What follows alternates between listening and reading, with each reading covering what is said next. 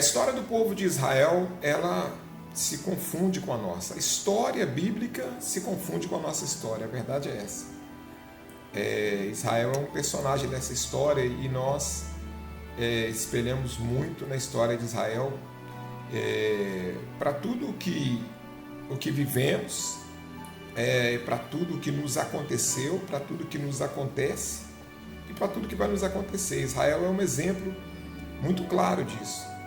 Quando a gente olha para a história de Israel, a gente vê exatamente as coisas acontecendo e a direção que as coisas estão tomando nos nossos dias, e a gente sabe onde é que as coisas vão chegar. Quando nós olhamos para a história bíblica, por exemplo, nós encontramos alguns momentos na história bíblica que nos fazem refletir. Por exemplo, encontramos a história de Noé, quando Deus ele fala que vai destruir o mundo por causa do pecado da humanidade. Deus não aceitava mais aquele pecado na face da terra e ele destruiu o mundo daquela época com o dilúvio. E teve misericórdia do mundo ainda, salvando a vida humana através de Noé e daqueles parentes dele que estavam na arca com ele, esposa, filhos e noras. Então Deus começa tudo novamente. E a partir daí Deus começa uma nova história e Deus prometeu que não destruiria mais o mundo, não acabaria mais com a humanidade. Mas o pecado foi tanto novamente que Deus resolve separar uma nação para ele. E Deus separa uma nação através de Abraão, quando ele chama Abraão. E Abraão, então, ele se torna, a descendência dele se torna a nação de Israel. Essa nação de Israel, que Deus estava separando para ele, Deus promete dar uma terra para essa nação, que seria a terra de Canaã. Só que a terra de Canaã era uma terra habitada, ela era habitada pelos amorreus, pelos jebuseus, pelos gigazeus, aquele povo todo que habitava na terra de Canaã. E Deus prometeu dar aquela terra para Canaã, porque o povo daquela terra era um povo tão pecador, tão idólatra, que mais uma vez eles não mereciam habitar naquela terra. Então, como Deus destruiu o mundo lá em Noé, porque o mundo não merecia habitar nessa terra, agora os moradores de Canaã não mereciam aquela terra, que era uma terra proveitosa, uma terra boa. E eles não mereciam. Por que não mereciam? Porque eram idólatras, porque eram pecadores, porque não temiam a Deus. Então eles não mereciam habitar naquela terra. E Deus então fala: eu vou tirar esse povo daqui, e vou trazer um povo para cá que vai merecer essa terra. Em outras palavras, ele traz então a descendência de Abraão para ali. Quando eles saem do Egito, Deus traz eles para a terra de Canaã. E aí começa realmente a história de Israel na terra de Canaã. Só que quando nós lemos a história, quando nós estudamos a história, nós percebemos que o povo de Israel era um povo com um coração tão duro quanto o coração de toda a humanidade. Deus separou um povo para ser um povo exclusivo dele, mas eles viviam capengando, entre dois pensamentos, como diz, uma hora adoravam a Deus, outra hora adoravam os ídolos. E eles vêm para a terra de Canaã, e ao invés de honrar a Deus naquela terra, o que eles fazem? Começam a adorar outros deuses, começam a idolatrar outros deuses, eles deixam de adorar o Senhor naquela terra. E Deus então, o que Deus faz? Deus diz para aquele povo: olha, estejam em aliança comigo, fiquem bem comigo, vocês serão abençoados. Mas eles pecam tanto, que chega um momento lá no tempo dos reis, que Deus separa os reinos, o reino do norte, o reino do sul, por causa do pecado daquele povo. E aí eles continuam pecando. Alguns anos depois Deus fala: olha, vocês vão ser levados para o cativeiro, vocês vão sair da terra, vocês não vão ficar nessa terra não. Vocês não estão obedecendo, não estão sendo fiéis. E o reino do norte, então, pecando, Deus então pega aquele reino e permite que os assírios levem todas aquelas tribos do reino do norte cativos. É o que nós estudamos em 1 Reis, 2 Reis, 1 Crônicas, 2 Crônicas. Todo aquele povo é levado cativo. E o reino do sul ainda fica.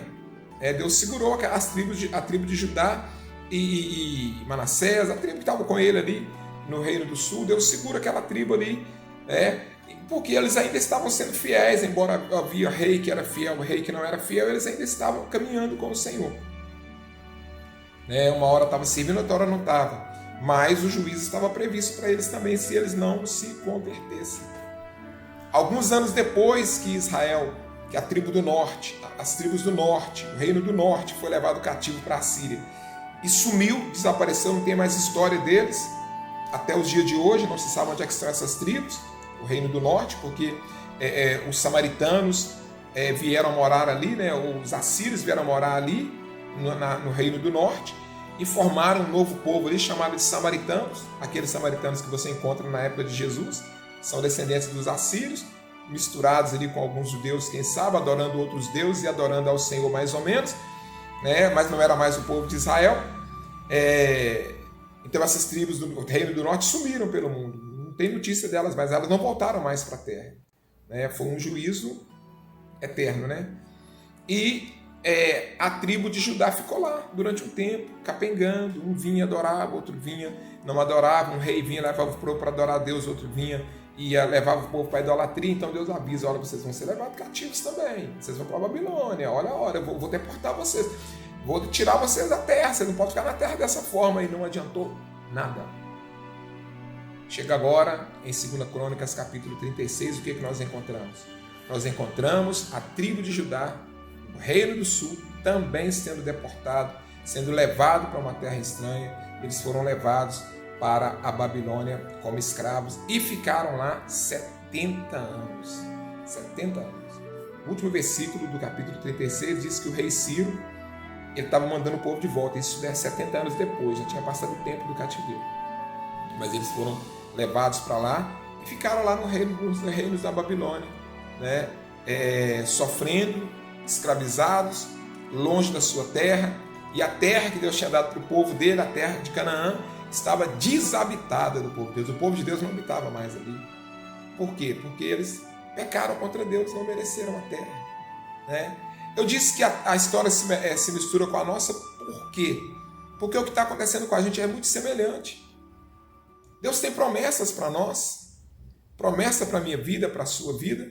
Deus tem projeto de salvação, projeto de vida eterna, né? E nós recusamos esse projeto todos os dias quando nós escolhemos viver no pecado. Assim como Israel foi tirado da presença de Deus por causa do pecado, se nós não tomarmos uma atitude, também seremos tirados da presença do Senhor. Assim como o povo lá em Noé, o povo todo pereceu porque não deram crédito à pregação de Noé, a humanidade está perecendo hoje por não dar crédito à pregação do Evangelho, zombando do Evangelho, zombando da palavra de Deus. E os crentes? Os crentes também não estão colaborando com isso, não estão servindo a Deus de verdade, e por causa disso, o juízo de Deus ele vai vir. A história se repete, toma muito cuidado, né? Eu estou aqui como voz profética, como os profetas andavam em Israel profetizando: olha, vocês vão ser levados como escravos, ora, vocês vão ser deportados dessa terra, vão ser exilados, olha, o exílio está vindo. E eles duvidaram. Eu e tantos outros pregadores temos sido os profetas desse dia para dizer para você: Jesus está voltando, o tempo do fim está chegando, e se nós não tomarmos uma atitude, nós vamos ser retirados da presença dele, não como Judá, que ainda voltou para a terra, depois nós vamos falar sobre isso, né? Mas como Israel, as tribos do norte, que nunca mais voltaram para aquela terra. Tem duas histórias aí, tá? Tem a história daqueles que ainda tiveram chance e voltaram para a terra, e a história daqueles que perderam a sua pátria para sempre e se perderam eternamente. Assim seremos nós. Alguns ainda voltarão para o Senhor, né? Alguns ainda vão ter chance de salvação, mas alguns vão se perder para sempre. Toma cuidado. Toma cuidado. Caminhe com o Senhor. Amém? Deus te abençoe. Em nome de Jesus. Deus tenha misericórdia de nós e nos ajude. Nos dê sabedoria e graça, Senhor, para que possamos servir ao Senhor de verdade. Abra os nossos olhos para que possamos entender, para que não venhamos nos render a nós mesmos, a nossa própria vontade, mas que possamos nos dobrar ao Senhor, para o serviço do Senhor, para a glória do Senhor, para que possamos herdar o Teu reino e habitar com o Senhor para sempre. Amém. Deus te abençoe, em nome de Jesus.